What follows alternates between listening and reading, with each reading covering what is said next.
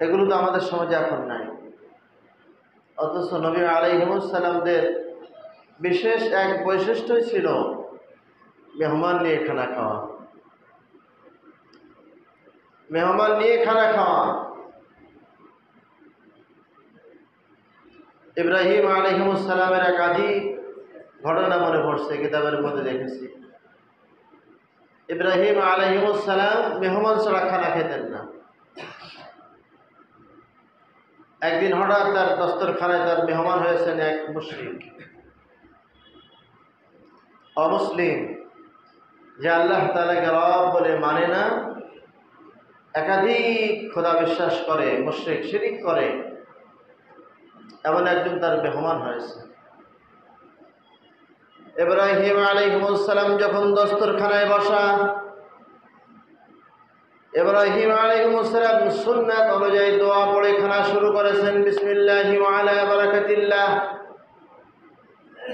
বিসমিল্লাহি ওয়া আলা বারাকাতিল্লাহ বলে খানা শুরু করেছেন। বরকত সুন্নাতের আমল দিয়ে শুরু হলো। মুশরিক বলেন, ভাই আপনি কি বললেন, কোন দোয়া পড়ে খানা শুরু করলেন? ইব্রাহিম আলাইহিস সালাম বলেন, আমি তো মালিকের দোয়া পড়ে বরকত নেওয়ার জন্য সুন্নাত হিসাবে আমি দোয়া পড়ে খানা শুরু করছি। মুশরিক তখন বললেন, ভাই দেখেন, আমি তো আপনার রবকে বিশ্বাস করি না,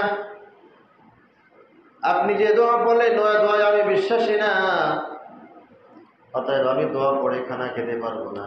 ইব্রাহিম আলাইহিস সালাম তাকে উঠাই দিলেন, যাও চলে যাও, দস্তরখান থেকে তুমি চলে যাও।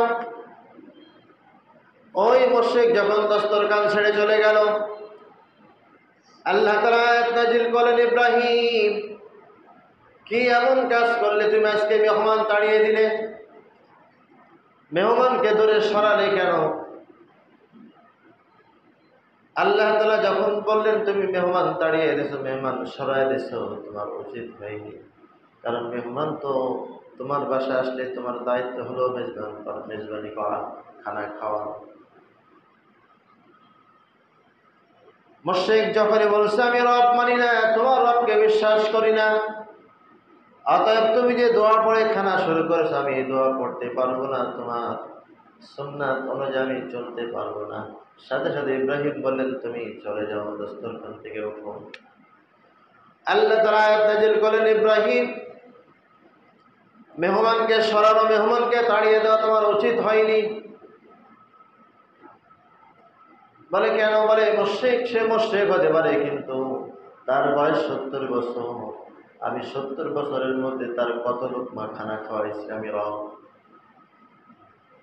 সে আমাকে মানে না, আমার সঙ্গে শিরিক করে, এরপরও আমি তাকে 70 বছর পর্যন্ত তার খানা টাইম মতো দিয়েছি। সকালে যখন খাবার সময় হতো রিজিক পৌঁছায় দিতাম, দুপুরে হতো রিজিক পৌঁছায় দিতাম, রাত হলেও রিজিক পৌঁছায় দিতাম। আমি 70 বছরের মধ্যে একদিন তার খানা বন্ধ করিনি। তুমি খানা বন্ধ করলে কেন? ইব্রাহিম আলাইহিস সালাম চিন্তায় পড়ে গেলেন, মালিক সেই মেহমান পাবো কোথায়? ইব্রাহিম আলাইহিস সালাম খানা রেখে মেহমান তালাশ করার জন্য বের হয়ে গেলেন।